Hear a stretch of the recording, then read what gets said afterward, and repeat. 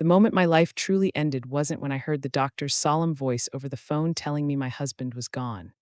It was 2 months later, standing on the marble entryway of the home I had built over 43 years, when my only daughter, Amelia, looked at me with the placid coldness of a frozen lake and uttered the words, "Find somewhere else to die. You're useless now." The sentence wasn't screamed in anger. It was delivered with the calm, clipped precision of a business decision, a final, unappealable verdict. It was in that instant that I, Alina Vance, aged 67, understood that I had been reclassified from mother to inconvenient furniture. Amelia stood there, immaculate in a designer dress, her manicure flawless, her expression a perfect mask of detached sympathy. She was a vulture in couture, and her eyes held nothing but impatience. Beside her, her husband David, an investment banker with a permanent smirk, glanced at his Rolex as if the act of evicting his mother-in-law was a tedious appointment making him late for something far more important. "Actually, Mother," Amelia began, her voice dripping with a cloying sweetness that turned my stomach, waving a sheaf of papers in front of my face like a papal decree. "According to Dad's will, I inherited everything. The house, the investments, all of it. I've been letting you stay here out of kindness, but it's time for you to find your own place." The words on the page swam before my eyes, a blur of legal jargon seen through a sudden hot film of tears. Richard's will, my husband, the man who had held my hand through sickness and health, the man who called me his bedrock. How could this be? I felt like a marionette whose strings had just been severed. 43 years of marriage, of family dinners and sleepless nights nursing a sick child, of quietly shelving my own dreams to foster his, all of it, reduced to a signature on a document I'd never seen. The killing blow, the one that truly shattered my soul, was that one line. "Find somewhere else to die." She repeated it, as if to ensure I understood my new station in life. I packed my things in a stupor, the obedient mother to the very end. An entire lifetime, 43 years of memories and shared secrets, now condensed into 2 suitcases and a small box of photographs. Amelia watched from the doorway, a sentinel of my exile, making sure I didn't pocket one of her silver spoons. She never offered to help, she just watched. I ran my hand over the worn velvet of Richard's favorite armchair, the place he read the paper every morning.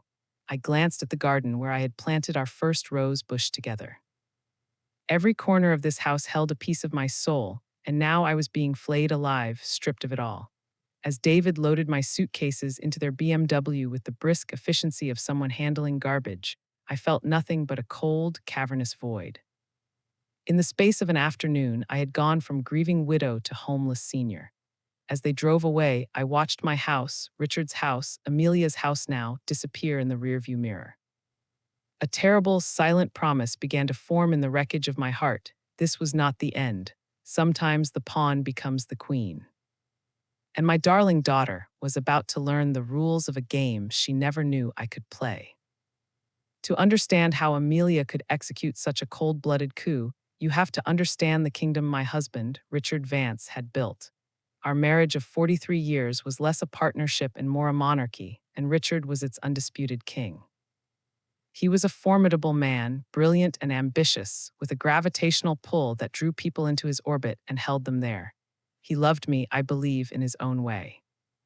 I was his quiet, steady port in the storm of his colossal life, the silent partner who managed the domestic empire, the dinners, the school runs, the social calendars, so that he could focus on conquering the world. I was the stage manager for the grand opera of his life, ensuring the props were always in place and the curtains always rose on time. But the spotlight was never meant for me. It was reserved for his princess, his masterpiece, Amelia. From the moment she was born, Amelia could do no wrong in Richard's eyes. He saw her not as a daughter, but as a flawless extension of his own legacy. He showered her with affection, with gifts, with an unwavering belief in her perfection that blinded him to the greedy, calculating woman she was becoming. When she brought David home, a slick investment banker who mirrored Richard's own ambition but lacked his substance, Richard was ecstatic. He saw the union not as a marriage, but as a merger, a consolidation of power. Meanwhile, I was relegated further into the background, the pleasant, smiling woman who served the canapés and refilled the wine glasses, my opinions on matters of finance or business gently dismissed as if they were the quaint ramblings of a child. Amelia learned this behavior from him, perfecting a tone of condescending patience whenever I dared to offer a thought on anything more complex than a grocery list. After Richard's sudden heart attack left a gaping hole in our universe, Amelia's behavior transformed. Her insincere sympathy was a performance worthy of an Oscar. She swooped in, cloaking her avarice in a suffocating blanket of concern. "Oh, mother, you can't possibly manage this huge house alone," she'd coo, her voice dripping with counterfeit compassion. "The stairs, the maintenance, all those memories, it's just not healthy for you in your state." The campaign was subtle at first, a masterclass in psychological warfare waged against a grieving mind. She and David would corner me at the dinner table, not with accusations, but with brochures. Glossy pamphlets for Golden Meadows and Serene Senior Living were left strategically on the coffee table. They spoke of community and activities and freedom from responsibility. What they truly meant was freedom from me. They were gardeners patiently poisoning the roots, waiting for the tree to fall. I was too lost in the fog of my grief to see the calculation behind their eyes, to recognize the vultures circling, waiting for the last breath of my old life to finally fade. The drive to my new life was a silent funeral procession. I sat in the back of their pristine BMW, the scent of expensive leather and Amelia's cloying perfume filling the air, a stark contrast to the dust of my shattered world. Amelia chattered about the weather, about a gallery opening she was planning to attend, her voice a shrill instrument of denial. David drove with a grim efficiency, his eyes never meeting mine in the rearview mirror. He was not just an accomplice, he was the getaway driver speeding away from the scene of the crime. I watched the familiar tree-lined streets of my neighborhood, the manicured lawns, the stately homes, my whole life blur and then vanish, replaced by the gritty, forgotten avenues of the city's outer edge. The irony was a physical weight in my chest. For 4 decades, I had made our house a home. I had hosted Amelia's birthday parties, nursed Richard through illnesses, and polished every surface until it shone with his pride. Now I was being disposed of like an unwanted guest who had overstayed her welcome. The Sunset Inn was not a place of gentle endings, but of grim, anonymous despair. It was exactly what you'd expect from a place charging $49 a night. The sign flickered, half the letters dead. The air in the lobby was thick with the smell of stale cigarettes and disinfectant. As David checked me in, avoiding my gaze, Amelia pressed $200 in cash into my hand, the bills crisp and impersonal. "This should cover you for a few days while you get settled," she said, her tone the same one she used when tipping the valet. Some money, she'd promised, once we sort through Dad's paperwork, a pittance handed down from the throne of my own inheritance. After they left, without a hug or a backward glance, the door clicked shut with a sound of utter finality. I didn't cry, the shock was too deep, the betrayal too absolute for tears. I simply sat on the edge of the sagging mattress, the springs groaning in protest, and surveyed my new domain. The walls were paper-thin, decorated with a single faded print of a sad-looking sailboat. The towels felt like sandpaper. The carpet was a tapestry of mysterious, decades-old stains. In the span of 3 hours, my identity had been stripped away. I was no longer a wife, a mother, a homeowner. I was a nameless, elderly woman in a transient motel room. But as the hours bled into one another in that suffocating silence, something else began to cut through the fog of despair. A thought, sharp and insistent, it was Richard. Richard, who labeled his file folders by year and subject, whose sock drawer was organized by color and fabric, who read every single line of a contract before signing. Richard, the man who once spent a week researching the safest model of car for Amelia's 16th birthday. He was traditional, sometimes maddeningly stubborn, but he was never, ever careless. And he was not cruel. The man who surprised me with flowers every anniversary without fail would not have left me destitute in a place like this. And as I sat there, a different feeling began to replace the numbness, not grief, but a cold, hard suspicion. The will Amelia had brandished, that was not the work of my husband. That was the work of a monster. The next morning, I woke to the thin, gray light of a city that didn't care I existed. But the despair from the night before had been replaced by something new, a cold, sharp-edged purpose. Using the motel's sluggish Wi-Fi, I found the address for Harrison Fitzgerald, the same lawyer who had handled our affairs for over 30 years. He was a man from Richard's world, a world of honor, integrity, and meticulously drafted documents. The 20-minute bus ride downtown felt like a journey across a social chasm. Each dollar I spent on the fare was a painful reminder of my new reality. I sat amongst the city's weary commuters, feeling their indifferent glances, acutely aware of my rumpled clothes and the haunted look I surely wore. I was an alien, a ghost haunting the edges of a life that was no longer mine. The offices of Fitzgerald, Crane, and Finch were a fortress of old money and quiet power. Polished mahogany, the scent of leather-bound books, and the hushed, reverent atmosphere were all designed to intimidate. A severe-looking secretary with hawk-like eyes eyed me with suspicion as I announced myself. Eleanor Vance to see Mr. Fitzgerald, regarding the estate of my late husband, Richard Vance. Her perfectly plucked eyebrow arched, a silent question mark. I had no appointment. I was, in her eyes, a disruption. But the name Richard Vance was a key that still unlocked doors in this city. A moment later, I was ushered into an office that looked more like the study of a university professor than a lawyer's workspace. Harrison Fitzgerald was a distinguished man in his 70s, with kind, intelligent eyes behind wire-rimmed glasses. He rose from his large leather chair, a genuine, warm smile spreading across his face. He was a relic of a bygone era, a man whose handshake was his bond. "Eleanor, my dear," he said, his voice a comforting baritone. "I was wondering when you'd come in." My deepest condolences, of course. I tried calling the house several times, but Amelia said you were traveling. "A cruise, I believe she mentioned, to find your bearings." The words hung in the air, thick with unspoken implications. Traveling, a cruise, that was the lie Amelia had constructed for the outside world, a grieving widow on a restorative holiday. "Mr. Fitzgerald," I began, my voice trembling slightly, "I need to ask you about Richard's will." He looked puzzled, a slight frown creasing his brow. "Of course, but didn't Amelia provide you with your copy?" "I gave her the original and several copies for you both after the reading." My stomach plummeted, a sickening, free-falling sensation. The blood rushed from my head and the room seemed to sway. "A reading," I whispered, the words barely audible. There was a will reading. Harrison's expression shifted instantly from gentle confusion to sharp alarm. He leaned forward, his kind eyes now filled with a dawning horror. "Eleanor, you were the primary beneficiary. You were supposed to be there. Amelia insisted you were too distraught, that she would handle everything and ensure you received your inheritance. My God, Eleanor, what has that girl done?" Harrison Fitzgerald moved with a sudden, startling urgency that belied his age. The gentle, grandfatherly demeanor vanished, replaced by the sharp focus of a predator who has caught the scent of a profound injustice. He turned to a massive filing cabinet, the kind made of dark wood and heavy steel, and pulled open a drawer with a decisive thud that echoed in the silent office. His fingers, usually so steady, flew across the tabs with practiced speed.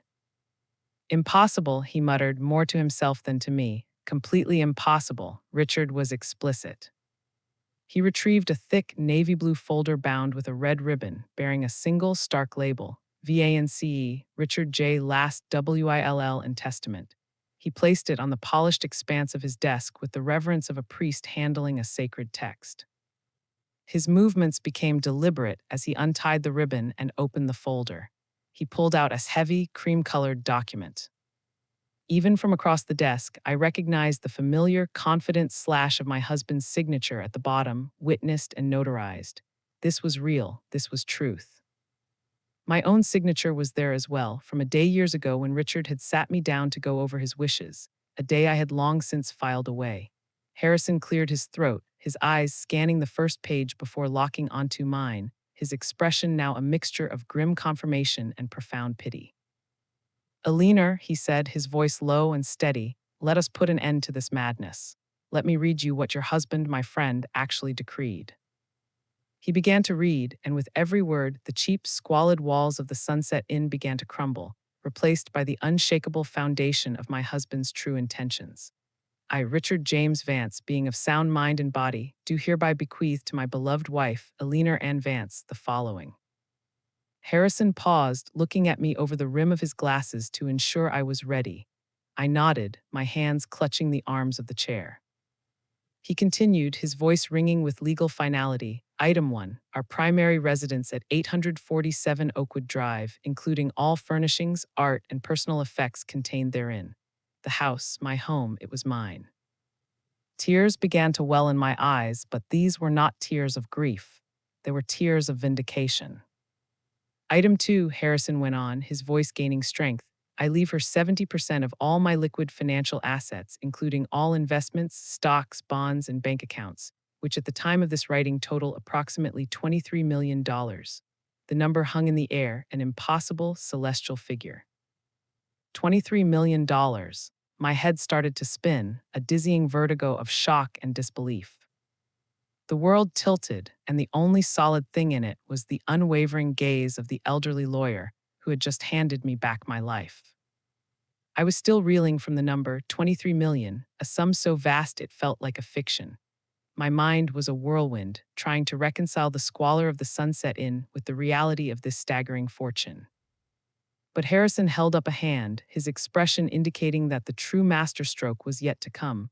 That's not all, Eleanor, he said, his voice dropping to a conspiratorial hush. Richard was a brilliant man. But more than that, he was a student of human nature. He saw things people tried to hide. He adjusted his glasses and continued reading from the will, his voice now imbued with a tone of serious gravity. To my daughter, Amelia Vance Hayes, I leave the sum of $10 million to be held in trust with distributions beginning on her 45th birthday. My breath caught in my throat. He had still left her a fortune. Despite everything, he had, wait, Harrison said, his eyes glinting. Here is the genius of your late husband.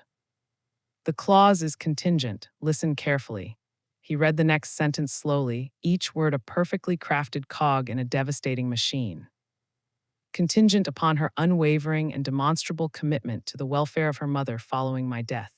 Should my daughter fail to treat her mother, Eleanor Vance, with the dignity, respect, and care befitting the woman who gave her life, as determined by the executor of my estate, this trust is to be immediately and irrevocably dissolved. My eyes widened. I stared at him, not daring to comprehend the full implication. Harrison looked up from the document, a grimly satisfied smile touching his lips. There's more, he whispered. In the event of such a failure, the entire $10 million principal and any accrued interest shall revert to the estate and be bequeathed in full to my wife, Eleanor Vance. The room was utterly silent. The weight of Richard's foresight, his posthumous protection, settled over me.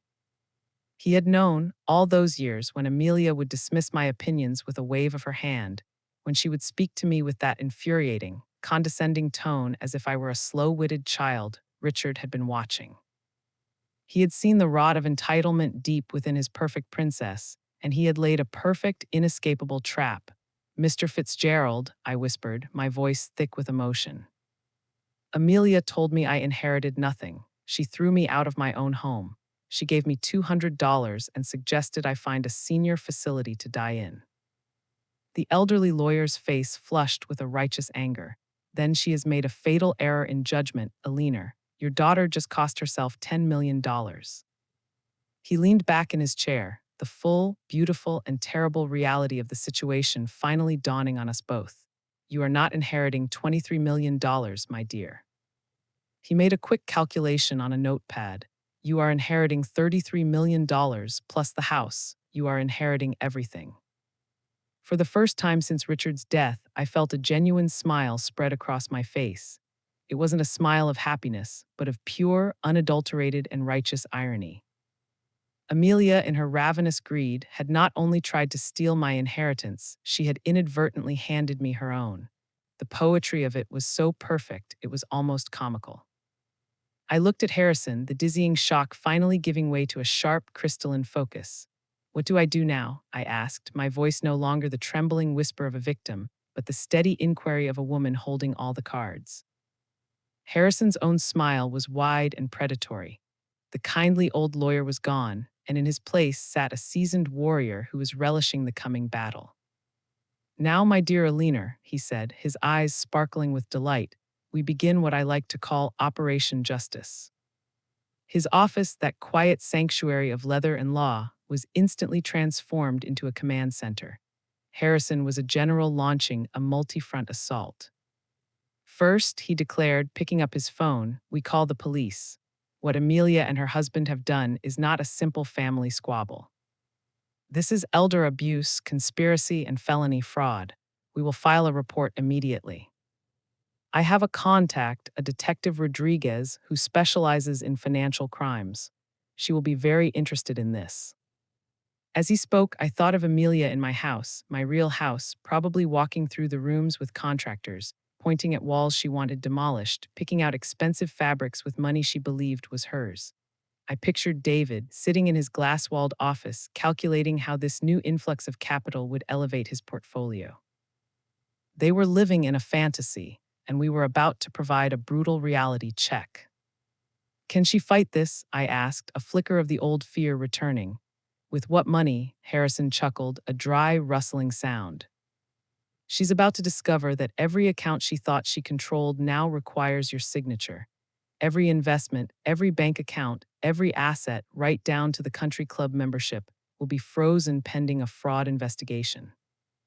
In approximately 3 hours, your daughter and son-in-law will be financially paralyzed." He then dialed another number.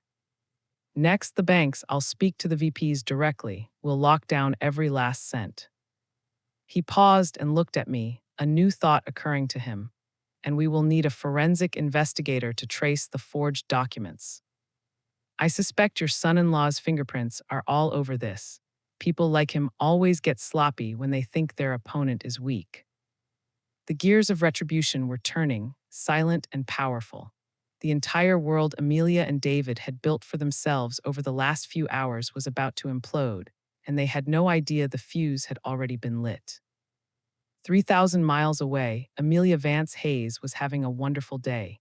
She was standing in a lavishly appointed furniture showroom, the kind where prices were not displayed but whispered. She had already charged over $80,000 worth of Italian leather sofas and hand-knotted silk rugs to what she cheerfully called Dad's legacy account. The house, she had decided, needed to be completely stripped of my drab, sentimental taste. As she handed a gleaming black credit card, a premium account linked directly to the estate, to the salesman for a final, ridiculously expensive chandelier, her perfect day hit its first snag. The salesman returned, his smile slightly strained. "I'm so sorry, Mrs. Hayes, but the card has been declined." Amelia laughed, a tinkling, dismissive sound. "That's absurd. Try it again. The funds are substantial." "He did declined," her smile tightened. "Fine," she snapped, pulling another card from her wallet, this one a different bank but linked to the same master account. "Use this one." Declined, a flush of hot, red embarrassment crept up her neck. The salesman's professional pity was more galling than any accusation. She excused herself, her composure cracking, and stormed out to her car to call the bank's private wealth manager. A polite but firm voice informed her that all assets related to the Vance estate were under a temporary administrative hold. A hold by whose authority, she demanded. The banker's response was a chillingly neutral wall of corporate speak. "We are not at liberty to disclose that information at this time." Meanwhile, in his downtown high-rise office, David was attempting to execute a 7-figure wire transfer to a private equity fund, the first step in leveraging his new fortune. A red banner flashed across his screen: "Transaction failed. Contact administrator." He tried again, the same result. His call to the bank was met with the same polite, infuriating stonewalling. Panic, a cold and unfamiliar sensation, began to prickle his skin. He was a man who understood the flow of money, and he knew, with a dawning certainty, that a flow doesn't just stop without a powerful hand closing the valve. His phone rang. It was Amelia, her voice a frantic, high-pitched mess. "David, the cards aren't working. The bank has frozen everything," she shrieked. As she spoke, the lights in the showroom where she was standing flickered and died. The power company, responding to an ownership query from Fitzgerald's office, had just suspended the account she had so efficiently transferred into her name a day earlier. The financial noose was not just tightening, it was choking them. And in the sudden darkness, there was only one person they could call. My phone buzzed on the polished surface of Harrison's desk, the screen illuminating with Amelia's name. A picture of her smiled back at me, taken on a sun-drenched family vacation that now felt like a scene from a stranger's life. Harrison gave me a small, encouraging nod. I took a deep breath, straightened my back, and answered, my voice a portrait of perfect calm. "Hello, Amelia." The sound of my serene, untroubled voice was clearly not what she was expecting. "Mom, where are you?" she demanded, her voice a frantic jumble of panic and accusation. "There's some kind of catastrophic mix-up with the bank accounts. They're saying Dad's assets are frozen." "There's no mix-up, sweetheart," I replied, savoring the cool, measured tone of my own words. "I'm sitting in Harrison Fitzgerald's office. You remember him, don't you? Dad's attorney. The one who read the real will to an empty room while you were telling him I was on a cruise." A thick, heavy silence fell on the other end of the line. I could almost hear the frantic gears turning in her mind, the desperate search for a new lie, a new angle. "Mom, I don't know what you think you've discovered, but—" I cut her off, my voice losing its gentle edge and taking on the hardness of steel. "I discovered that you are a liar and a thief.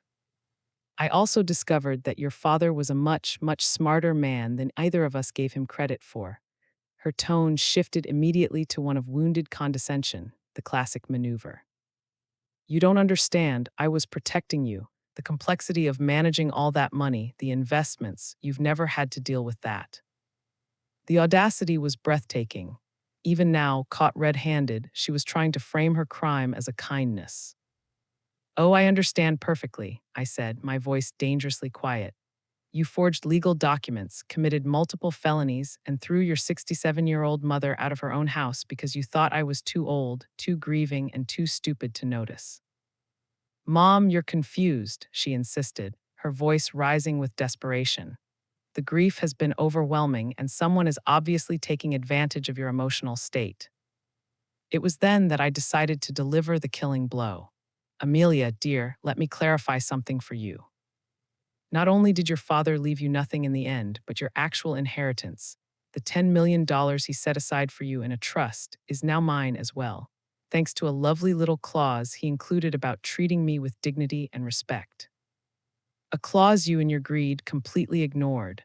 The silence on the other end was no longer calculating. It was the dead, empty silence of total shock. That's impossible," she finally whispered. "Is it?" I replied.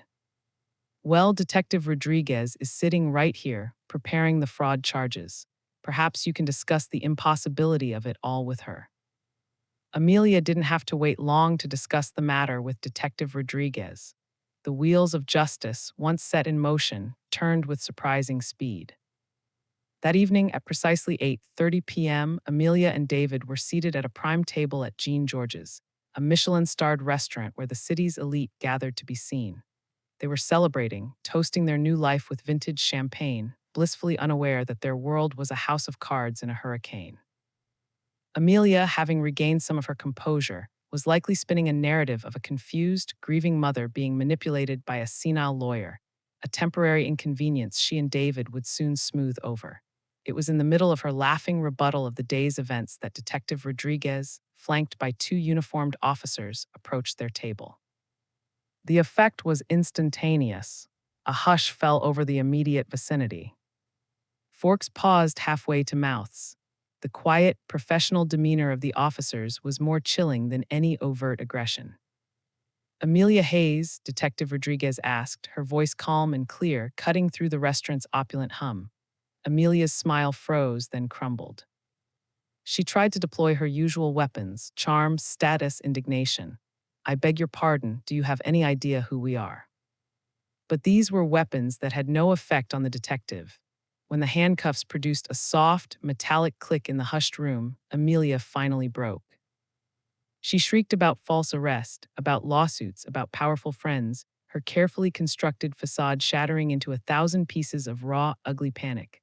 She was escorted out past the stunned faces of her social peers, a flurry of whispers and clandestine cell phone videos capturing every mortifying second of her descent. David's downfall was just as swift and even more complete.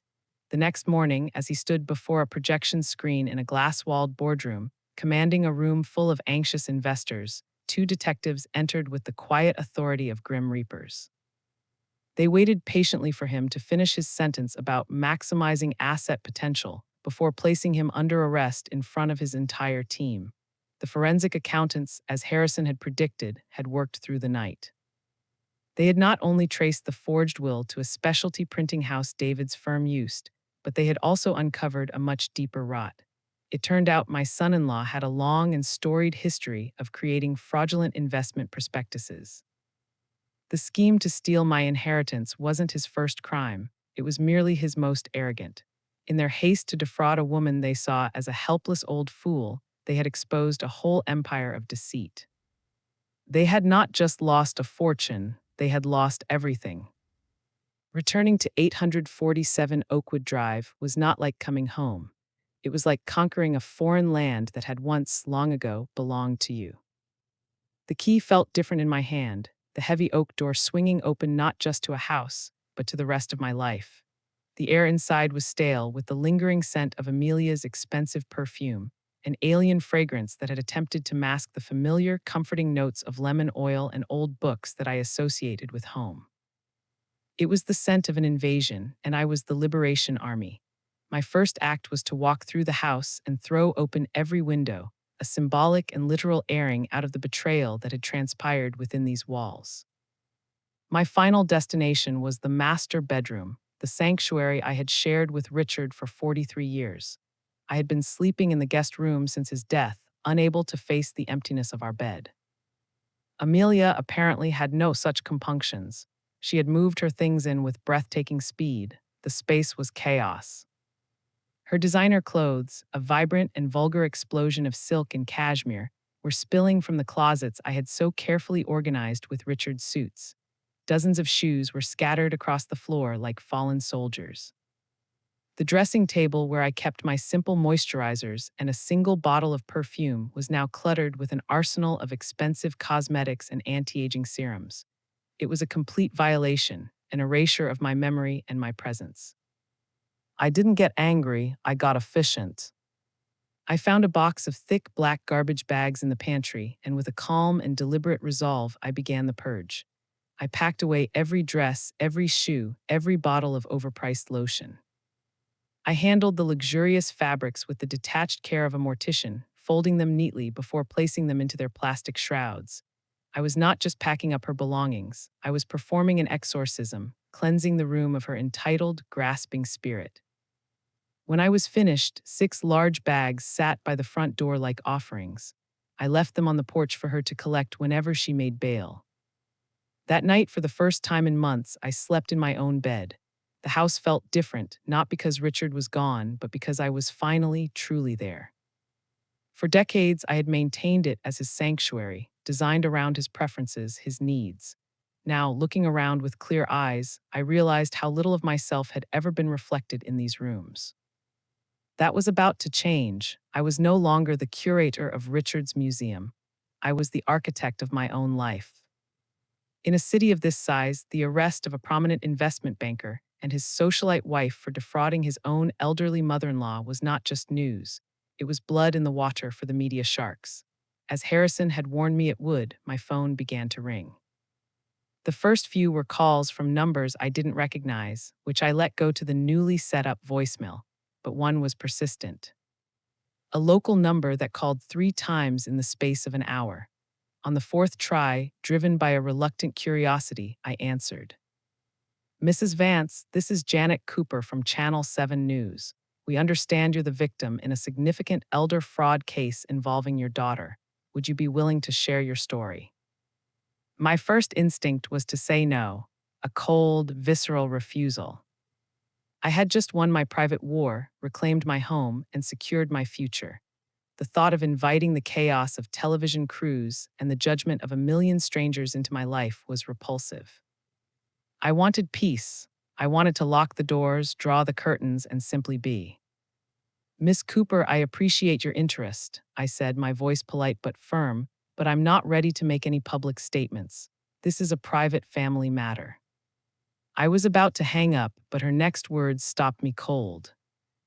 I understand this must be incredibly difficult, she said, her voice softening with what sounded like genuine empathy. But your story could help other seniors.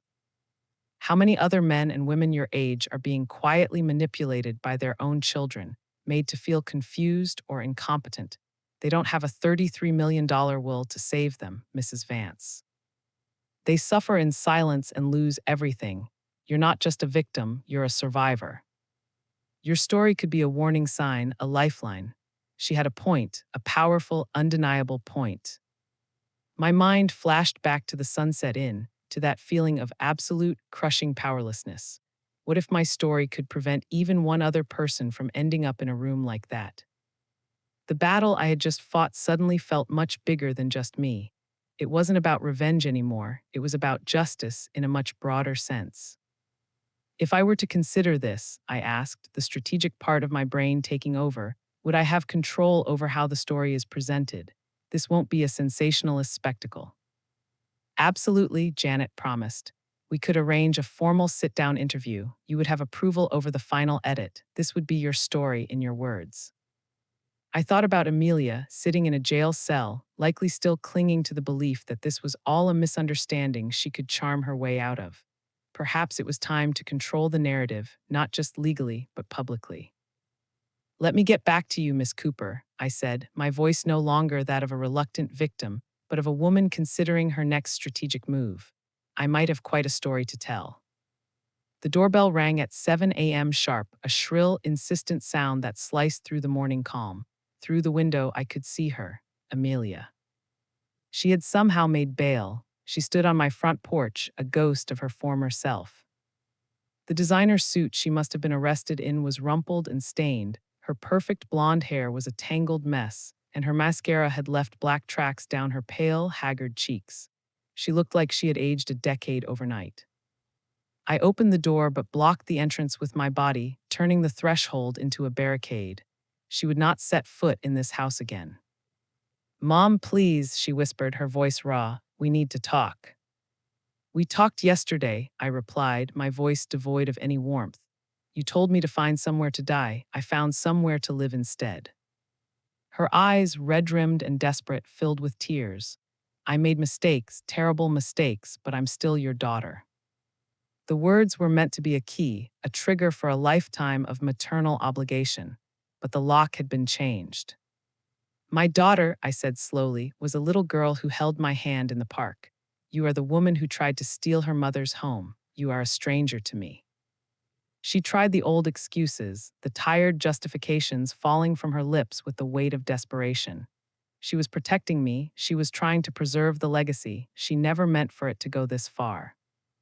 Even now, she was incapable of simply admitting the truth. Amelia, I said, cutting through her web of self-deception, let me share something your father told me 6 months before he died.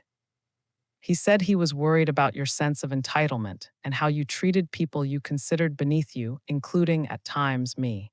Her face went white. Daddy never said that. Oh, but he did, I said, pulling out my phone. In fact, he was so worried about what you might do when he was gone that he recorded a video message. It was to be played only in the event that you contested the will or if you treated me poorly after his death. Congratulations, sweetheart, you hit both criteria. She stared at the phone as if it were a venomous snake. Play it, she breathed. I touched the screen, and then Richard's voice, clear and measured, filled the morning air from beyond the grave. If you are hearing this, Amelia, it means my greatest fears about your character have been justified. I spent a lifetime watching your mother sacrifice her own ambitions so that ours could flourish. A debt I fear I can never repay, and one you never even acknowledged. Amelia sank onto the porch steps as her father's voice continued, a calm, devastating indictment of her life. I see now that in trying to give you everything, I may have failed to give you the one thing that mattered, a conscience. By the time you hear this, you will have discovered that treating your mother with cruelty has cost you everything. I pray it was worth it. When the screen went dark, Amelia was no longer crying the pretty, manipulative tears of her childhood. She was broken, her body racked with ugly, guttural sobs. The sound was not of sadness, but of a soul being ripped apart by a truth it could no longer deny. 3 days after Amelia's confession on my porch, a black town car, the kind that whispers of old money and silent power, pulled up to my curb. A woman emerged, elegant and severe, her silver hair styled in a flawless chignon. She was Isabella Hayes, David's mother, and she radiated a kind of glacial authority that could freeze fire. I had met her only a handful of times at holidays, and she had always treated me with the polite, distant condescension one reserves for the household staff. I invited her in, more out of a morbid curiosity than any sense of politeness. This was not a social call, this was a power play.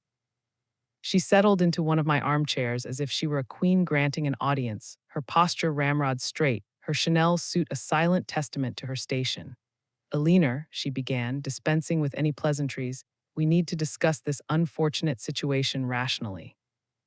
I waited. "My son David," she continued, her voice as crisp as a new banknote, "was led astray by your daughter's emotional instability. He is a good man who made a poor decision under duress." The audacity of her rewriting history, painting her criminal son as the victim, was almost admirable. I simply stared at her. Seeing that her attempt to shift blame had failed, she moved to her next tactic. "Kevin's lawyer," she said, apparently forgetting her own son's name in her rehearsed speech before correcting herself. "David's lawyer believes we can reach a settlement that benefits everyone. You have your house back. Amelia will face the consequences of her actions, and David avoids the vulgarity of a public trial." "What kind of settlement?" I asked, my voice dangerously neutral. Isabella smiled, sensing an opening. This was the language she understood. "The Hayes family is prepared to compensate you generously for your inconvenience. Let's say $2 million in exchange for dropping all charges against my son. $2 million to forgive the man who helped forge the documents that would have left me destitute." "My answer is no," I said flatly. Her smile didn't falter. $5 million then, my final offer. The number was staggering, but my principles were not for sale. "Mrs. Hayes, your son is a criminal. His freedom cannot be purchased." It was then that her polished facade finally cracked. A flash of cold fury appeared in her eyes. "Don't be a fool," she hissed. "You're destroying multiple families over money you'd never have known how to manage anyway." And there it was, the same sneering condescension that had poisoned my daughter. Before I could order her out, she stood, her composure restored, and delivered her parting shot. "Very well, but you should know, my legal team is exceptionally thorough. They have found some interesting information regarding your late husband's business practices. Reputations, Eleanor, are such fragile things, especially posthumous ones. It would be a tragedy if the world were to learn that the magnificent Richard Vance was not the man everyone thought he was." She let the threat hang in the air, a toxic, invisible poison, before turning and walking out of my home, leaving me alone with a new and terrible seed of doubt. Isabella's threat lingered in the house long after she was gone, a poisonous vapor clinging to the air. My first call was to Harrison. "They're going to try and drag Richard's name through the mud to save their son," I told him, my voice tight with a new kind of anger. "Margaret," he cautioned, his voice grave, "whatever they think they've found, it doesn't change the facts of David's crimes. But they can muddy the waters, create a circus." I understood. They wanted to turn a clear case of fraud into a sordid family drama, painting everyone as a villain.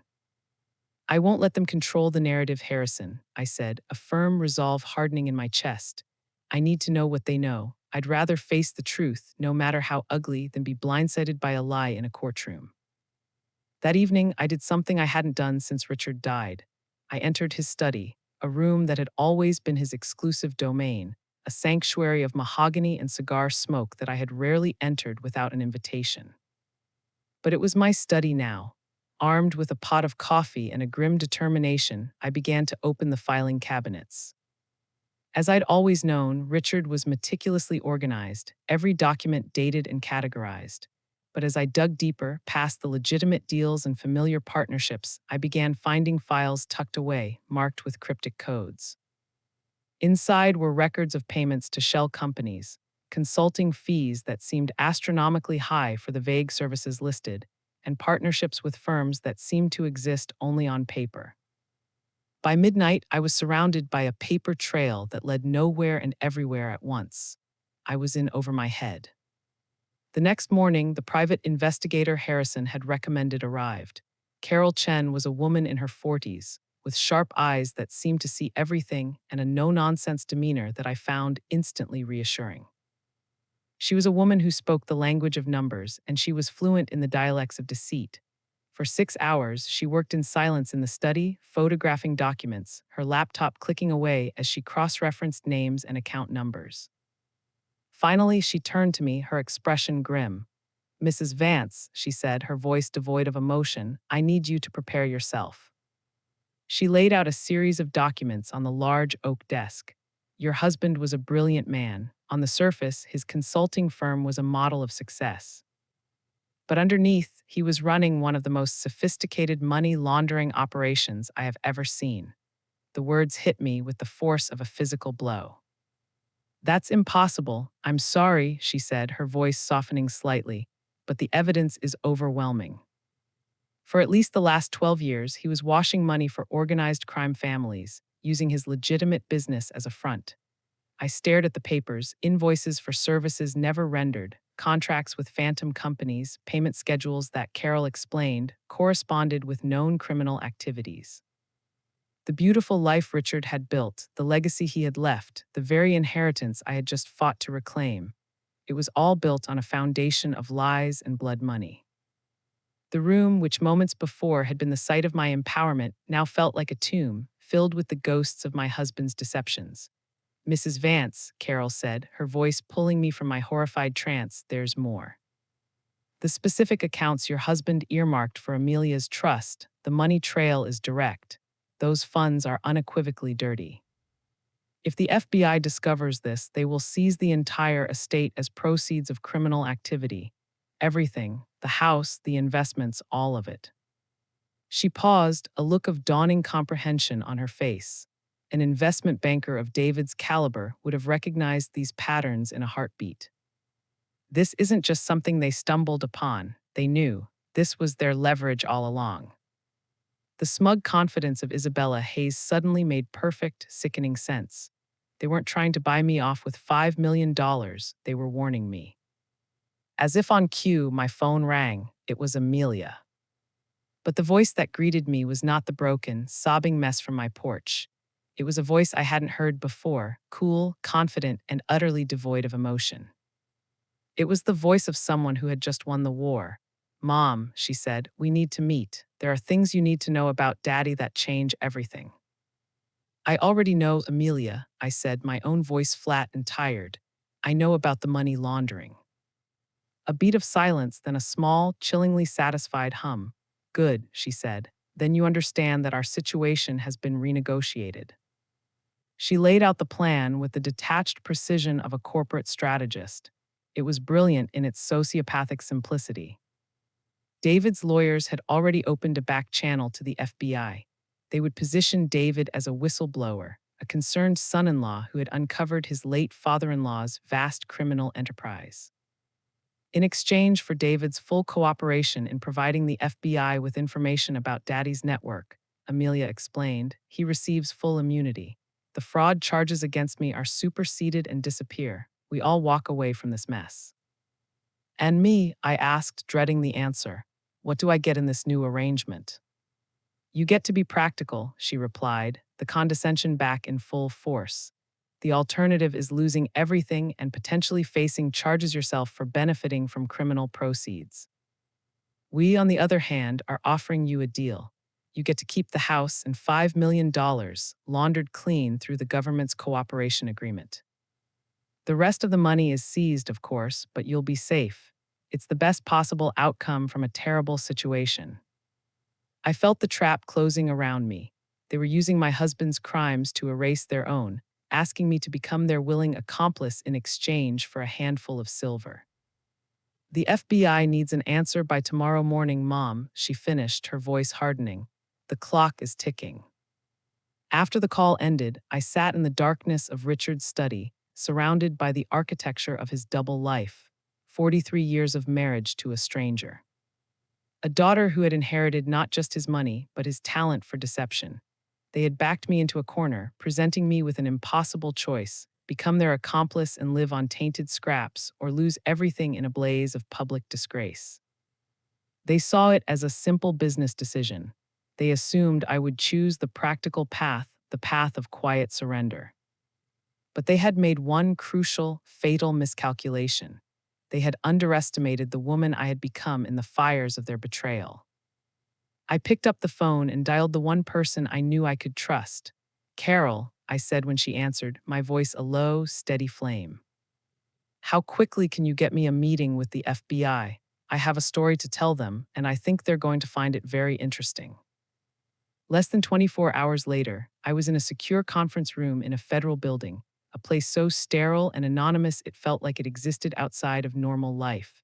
Across the table from me and Harrison sat FBI Special Agent Sarah Martinez.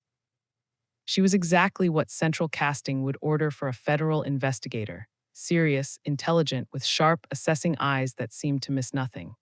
"Mrs. Vance," she began, her voice professional and devoid of pity, "you understand that by coming forward voluntarily, you are potentially admitting to benefiting from criminal proceeds. This conversation has consequences." "Agent Martinez," I replied, meeting her gaze without flinching, "I'd rather face the consequences of the truth than live with the quiet poison of their deal." For the next hour, I laid out everything: Richard's hidden empire, Amelia and David's initial fraud, the forged will, the arrests, Isabella's threat, and finally, the extortion attempt masquerading as a settlement offer. Agent Martinez listened without interruption, her expression unreadable. When I finished, she was silent for a long moment. "So they believe they can trade information on your husband's crimes for a get-out-of-jail-free card for their own," she summarized. "And they think you'll cooperate because you're afraid of losing everything." She leaned forward slightly, her eyes locking onto mine. "Are you afraid, Mrs. Vance?" I thought of the Sunset Inn, of the garbage bags on my porch, of my husband's secret life.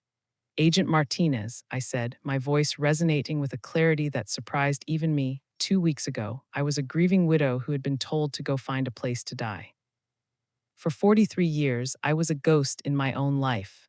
My daughter and her husband tried to turn me into a pauper. Now they want to make me their partner in crime. I'm not afraid of losing the money. I'm afraid of losing the woman I've just started to become. A slow, small smile touched Agent Martinez's lips. It was a smile of respect. "Mrs. Vance," she said, her voice dropping, "in that case, I have a proposal for you. How would you feel about wearing a wire?" 3 hours later, I was sitting in my own living room, the cold, hard square of a recording device taped to my chest beneath my blouse. It felt like a block of ice against my skin, a constant, chilling reminder of the deception I was about to perform. Amelia and David arrived at exactly 8:00 p.m., dressed for a victory dinner, their faces alight with the smug triumph of predators who had successfully cornered their prey. David carried a handsome leather briefcase, no doubt containing the settlement papers that would be my surrender. "Mother," Amelia said, kissing my cheek with lips that felt like ice, "you look better. I'm so glad you've decided to be sensible." David opened his briefcase with the brisk efficiency of a man closing a deal. "Eleanor," he said, foregoing the pretense of calling me Margaret, "our lawyers have structured this very favorably for you, all things considered. You retain the house, $5 million in clean assets, and complete immunity from any charges related to Richard activities." "Clean assets," I repeated, letting the words hang in the air. "That's an interesting turn of phrase." Amelia shot him a warning look. "The important thing, Mom, is that we're all protected. The past stays buried and we all move forward." I played my part, looking weary and defeated. "But what about the 33 million Richard actually left me?"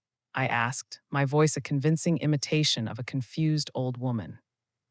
"Mom, that money is tainted," David said with a sigh of feigned patience.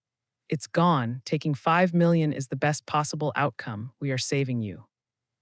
And that's when I set the final piece of the trap. "Help me understand, David. When exactly did you discover Richard was a criminal?"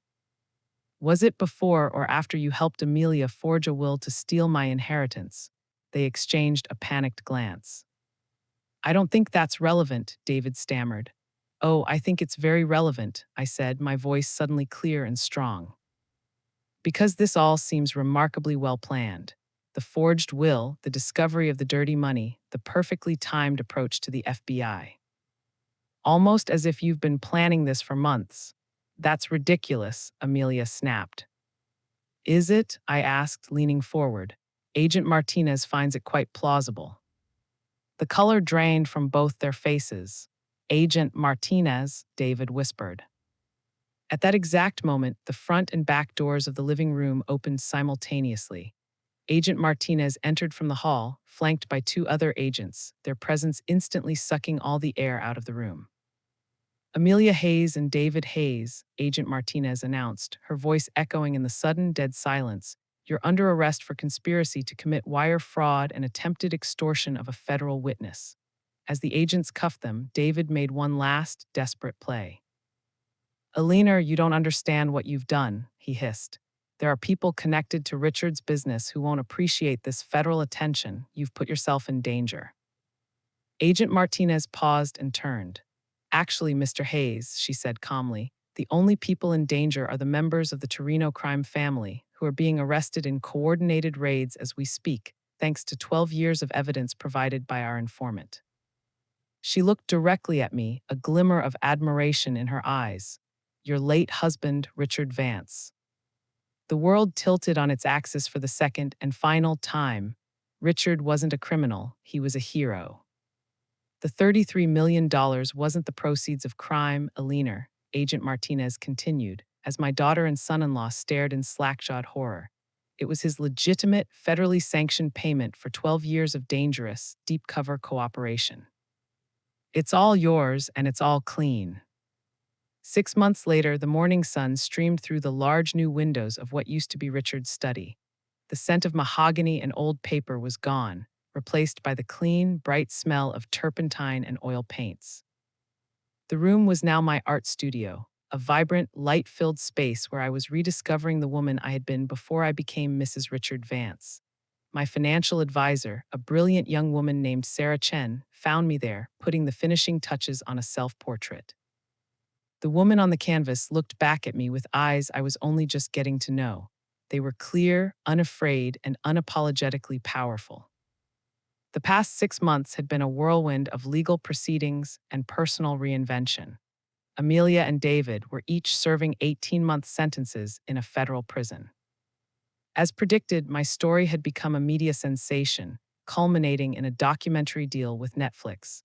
All of my proceeds were funneled directly into my new life's work, the Alina Vance Foundation for Elder Protection. Your portfolio is performing excellently, Sarah said, settling at a small table with her reports. The foundation is fully operational. We just secured a legal victory for an 80-year-old man in Ohio whose son tried to sell his farm out from under him. We are, as you like to say, in the business of returning stolen lives. And Amelia, I asked, wiping my brushes. Sarah's expression grew careful. She's written again, her 17th letter. Her lawyer says she is desperate to apologize, to ask for your forgiveness. I stopped what I was doing and looked at the woman in my painting. Sarah, I said, her letters are filled with apologies for getting caught, not for what she did. Forgiveness requires genuine remorse, a concept my daughter has yet to grasp. Some relationships, once shattered, cannot be glued back together. They can only be swept away. I had made my peace with Richard's memory. He was a complex man, a stranger in many ways, but his secret, heroic life had, in the end, given me the power to live my own. After Sarah left, I walked through my house. It was truly mine now, every color, every piece of furniture a reflection of my own taste, my own priorities. I thought about the woman I was less than a year ago, the grieving, invisible widow who packed her life into 2 suitcases. Today, I was a millionaire philanthropist with a foundation, a documentary, and a purpose that extended far beyond my own survival. Amelia and David had tried to bury me. They had seen a weak, useless old woman, a relic to be discarded. They never imagined that their cruelty would be the very thing that forced a dormant seed to finally break through the soil and grow. The best revenge, I had learned, wasn't getting even. It was becoming everything your enemies never thought you could be. And as I stood there, bathed in the sunlight of my new life, I knew with absolute certainty that I was just getting started.